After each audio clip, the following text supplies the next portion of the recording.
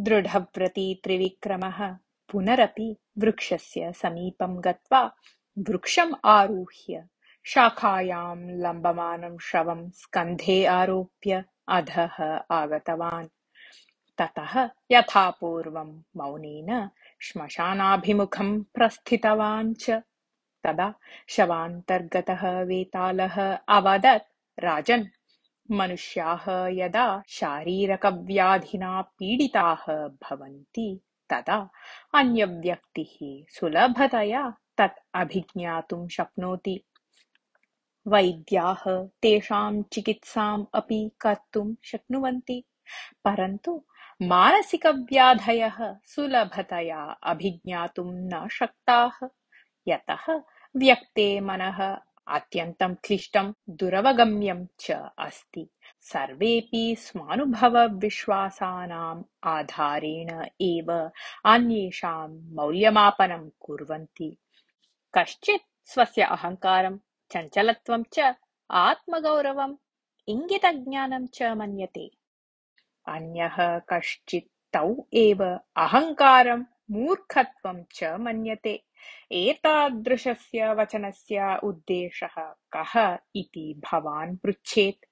भयङ्करे एतस्मिन् रात्रिकाले घोरे श्मशानमार्गे भवता अनुभूयमानस्य कष्टस्य कारणीभूतः कश्चित् अहङ्कारी चपलः वा स्यात् इति संशयः मम मनसि उदितः अस्ति। भवतः जागरणार्थं तुम्बुरु नामकस्य सङ्गीतविदुषः कथां श्रावयामि, श्रद्धया शृणोतु तावत्। ततः वेतालेन कथा आरब्धा। पूर्वं तुम्बुरु नामकः कश्चित् सङ्गीतविद्वान् आसीत्। सः स्वजीवनं सङ्गीतसाधनार्थम् एव समर्पितवान् आसीत्। सः यदा दैवभक्त्या आविष्टः, प्रकृतिसौन्दर्येण आकृष्टः च भवति स्म, तदा तस्मात् सङ्गीतसुधा प्रवहति स्म। सः बहूनां नूतनगीतानां रचयिता आसीत्। तदीयानि गीतानि बहूनां मुखेषु विलसन्ति स्म। कदाचित् तस्य देशस्य राजा तुम्बुरं प्रार्थितवान् यत् भवता आस्थानविदुषः पदवी अलङ्करणीया इति। एतं प्रस्तावम् अङ्गीकुर्वन् तुम्बुरः, प्रभो, विहारसमये मम मनस्सन्तोषार्थं दीर्घसमयं यावत् गायामि। तदा मम सङ्गीतं सर्वे मानवाः पशुपक्षिणः वा यथेच्छं श्रोतुम् अर्हन्ति। परन्तु मानवैः सह उपविश्य मानवानां कृते एव यदा गातव्यं भवति तदा अहं कदापि घण्टातः अधिककालं न गायामि। एषः मम स्वभावः। अतः अहम् आस्थाननियमैः आत्मानं बन्धुं सर्वथा न इच्छामि इति उक्तवान्। अस्तु नाम, घण्टां यावत् भवता मम आस्थाने सकृत्वा गातव्यम् एव इति अनुरोधपूर्वकं प्रार्थितवान् राजा।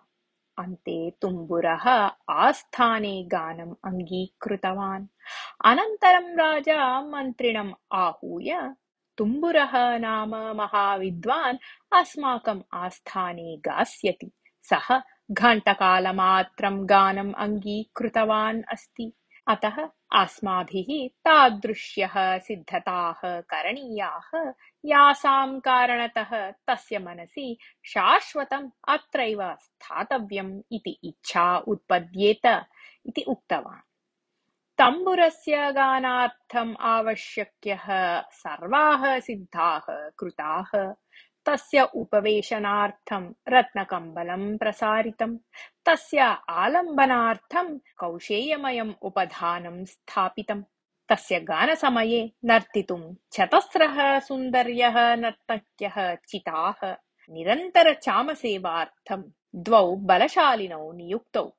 तस्य दिनस्य कार्यक्रमस्य निमित्तं ग्रामप्रमुखाः सर्वे अपि आहूताः आसन्। गीतस्य स्थगनस्य अनुक्षणं करताडनम् उच्चैः करणीयम् इति सभ्याः सर्वे सूचिताः आसन्। तावदेव न, रुचिकराणां खाद्यपानीयादीनाम् अपि व्यवस्था कृता आसीत्। निश्चिते दिने निश्चिते समये तुम्बुरः सभां प्रविष्टवान्। राजा गत्वा मालार्पणेन तं सत्कृत्य कृताः सर्वाः सिद्धाः तम् उक्त्वा अत्र कोऽपि दोषः अस्ति चेत् कृपया सूचयतु, तं निवारयिष्यामि इति उक्तवान्। तदा तुम्बुरः हसन् सङ्गीतविदुषः अपेक्षा एका एव, सा तु उत्तमश्रोतॄणाम् उपस्थितिः भवतु इति उक्त्वा स्वस्थाने उपविश्य सर्वान् उद्दिश्य, महाजनाः, मम गीतानि साम्प्रदायिकानि न, एते सर्वाः मया एव सृष्टाः। मया यदि दोषः क्रियते तर्हि तस्य निवारणम् अपि मया एव करणीयम्, यतः अन्यैः स च दोषः अभिज्ञातुं न शक्यते। अतः मम एकाग्रतायाः भङ्गः यथा न भवेत् तथा भवन्तः मौनेन भवन्तु इति प्रार्थये। अहं घण्टां यावत् गास्यामि, श्रद्धया शृण्वन्तु इति उक्त्वा रागस्य आलापनम् आरब्धवान्। घण्टां यावत् सुश्राव्यं गीतवान् सः। अनन्तरं गानं स्थगयित्वा वचनानुसारं घण्टां यावत् गीतवान् अस्मि। इदानीं गमनार्थम् अनुमतिं यच्छन्तु इति उक्त्वा उत्थितवान्। सर्वे अपि भवतः गानम् अत्यपूर्वम् अस्ति, कृपया पुनरेकघण्टां यावत् गायतु इति तं प्रार्थितवन्तः। तुम्बुरः न अङ्गीकृतवान्। फलाहारं फलामृतं राज्ञा दत्तानि उपायनानि च स्वीकृत्य सः ततः निर्गतवान् एव। कृताभिः सिद्धताभिः तुम्बुरः न आकृष्टः इत्यतः राजा खिन्नः जातः। सः मन्त्रिणम् उद्दिश्य, अयं तुम्बुरः महान् विद्वान् इत्यत्र नास्ति सन्देहः, परन्तु एषः महानुभावः उत अहङ्कारी उत चपलचित्तः इति निर्णेतुम् अशक्तः अस्मि। एतम् अनुसृत्य गन्तुं कांश्चन सेवकान् प्रेषयतु। सः कुत्रचित् घण्टातः अधिककालं स्थास्यति चेत् अहं सूचनीयः इति तान् वदतु इति उक्तवान्। ततः आरभ्य केचन सेवकाः सर्वदा तुम्बुरस्य अनुसरणम् आरब्धवन्तः। राजास्थाने तुम्बुरेण प्राप्तं विशेषसम्माननं देशे सर्वैः अपि ज्ञातम्। एकैकः अपि तं गृहम् आहूय तस्य गानं श्रोतुम् उत्सुकः आसीत्।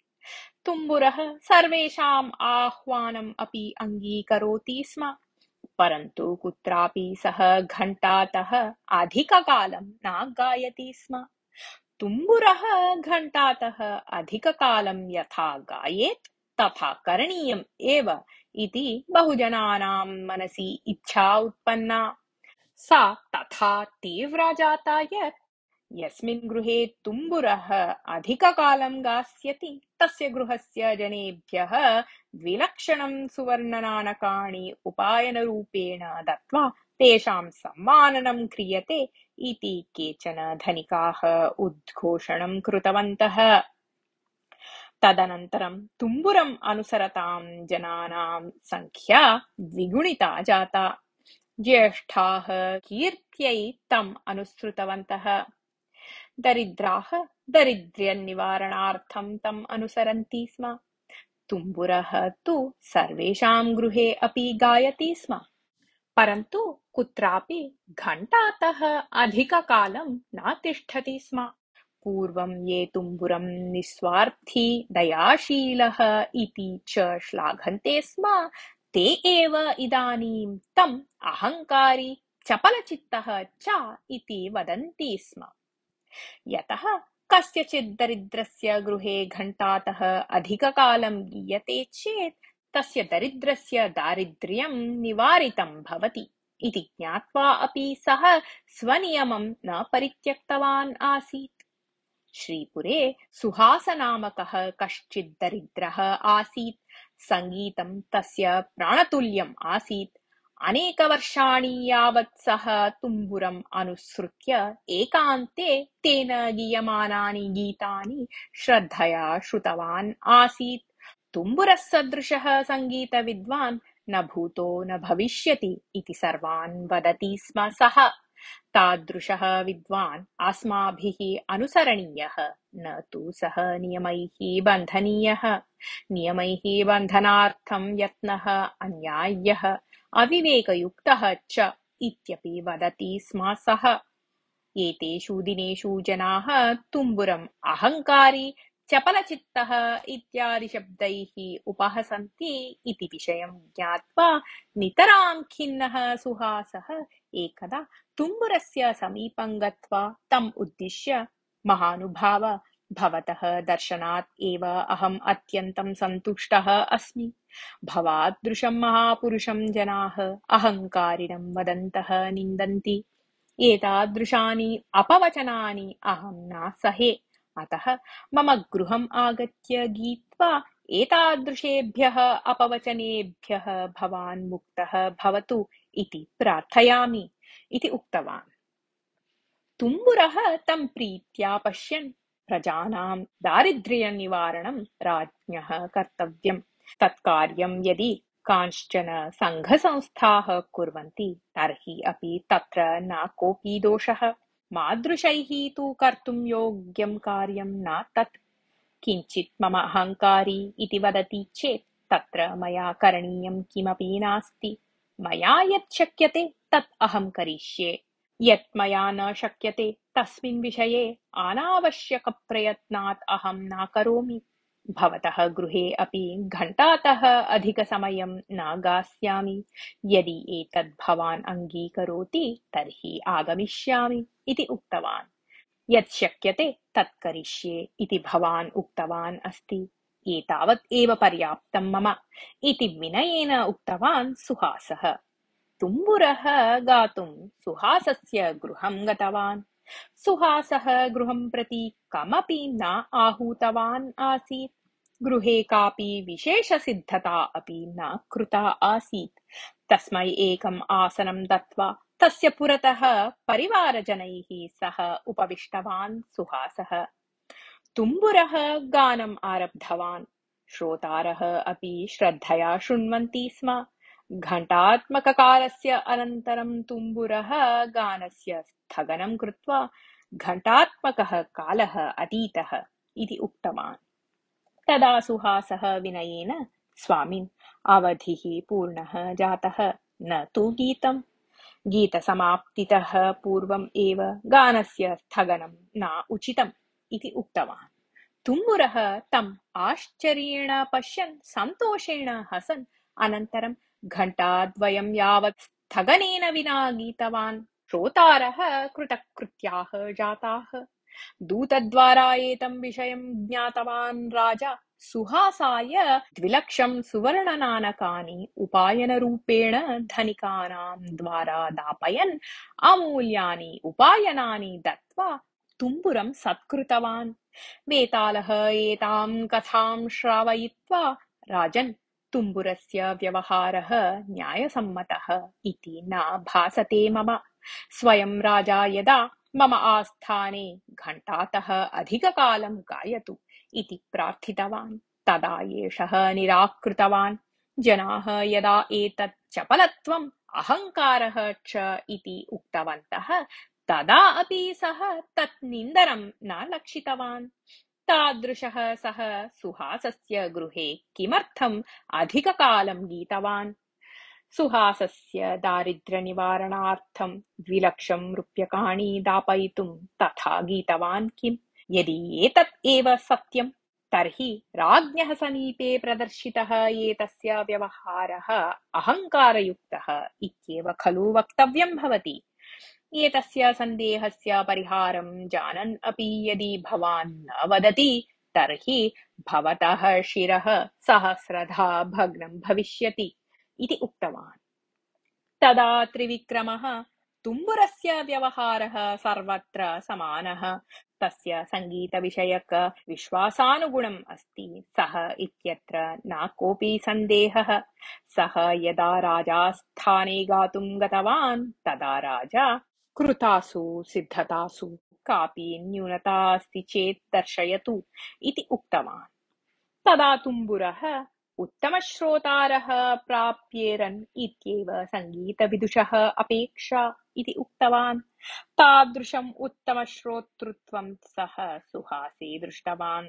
यदा एषः गानस्य स्थगनं करोति स्म तदा सर्वत्र जनाः पुनरेकघण्टां यावत् गायतु इति वदन्ति स्म, न तु गीतसमाप्तितः पूर्वम् एव गानं स्थगितम् इति।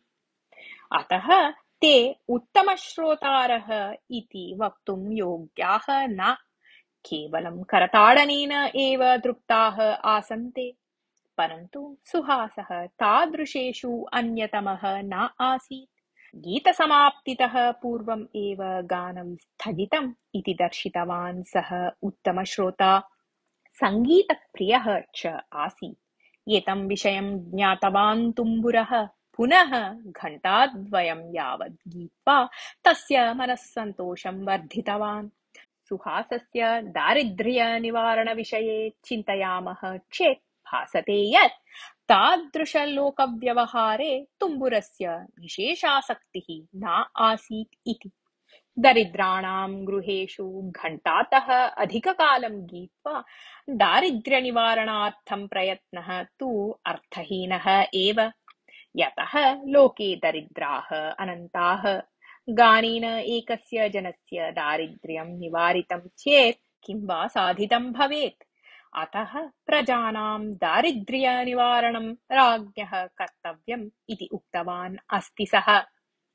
एतत् सर्वं यदा परिशीलयामः तदा एतत्तु स्पष्टं भविष्यति यत् तुम्बुरः अहङ्कारी चपलचित्तः वा नैव इति उक्तवान्। एवं वदता राज्ञा मौनभङ्गः कृतः आसीत् इत्यतः वेतालः ततः अदृश्यः भूत्वा पुनः वृक्षारोहणं कृतवान्।